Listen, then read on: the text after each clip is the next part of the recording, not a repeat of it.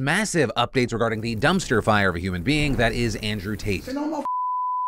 But I like the idea of being able to just say to do what I want. I like being free. We talked about him last Monday. His content has blown up on social media over the summer. Seemingly the algorithm's pushing this heavily towards teen boys and young men, with his content ranging from generic motivational bullshit to just endless misogyny, which is also part of the reason so many of his supporters say, I don't agree with all the things he says, but, well, top G, that's a pretty big but when the other things are women being a man's property, saying victims should bear some responsibility of the assaults against them, and more disturbing. But with Tate and his insane popularity, one of the questions that we talked about was, what do you do to rein it in? And with that, a lot of people had a lot of different ideas, though it kind of boiled down to the main three. 1, just ignore it. 2, debate and debunk it. Or 3, deplatform. And while people were arguing their various points, we saw over the weekend Meta banning Tate from both Instagram and Facebook. While the company did not specify exactly what prompted the ban, it did say that it was over violations of its policies regarding dangerous organizations and individuals. That was pretty massive because Tate had around 4.7 million followers on Instagram at the time. But that kind of just kicked things off, because then on Saturday, there were reports that his Hustlers University venture shut down, which was his program, or some referred to it as scheme, where members paid a monthly fee and then earned commissions from signing up new members, with many calling it MLM pyramid scheme bullshit,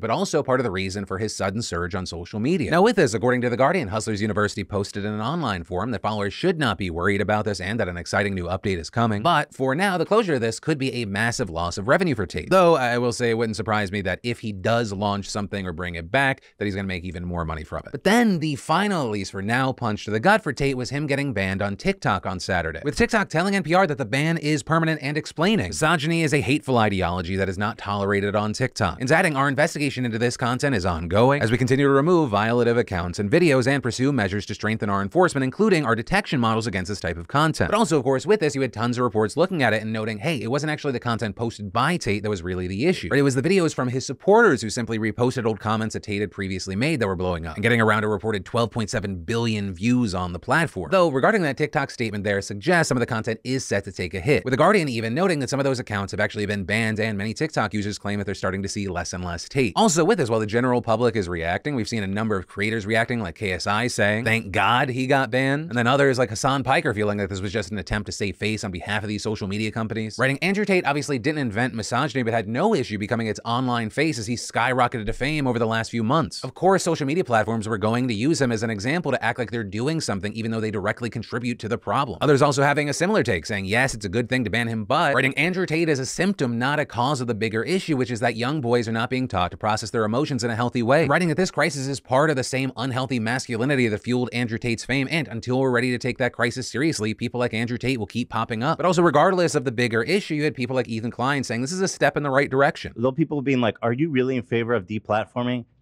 He should be in jail.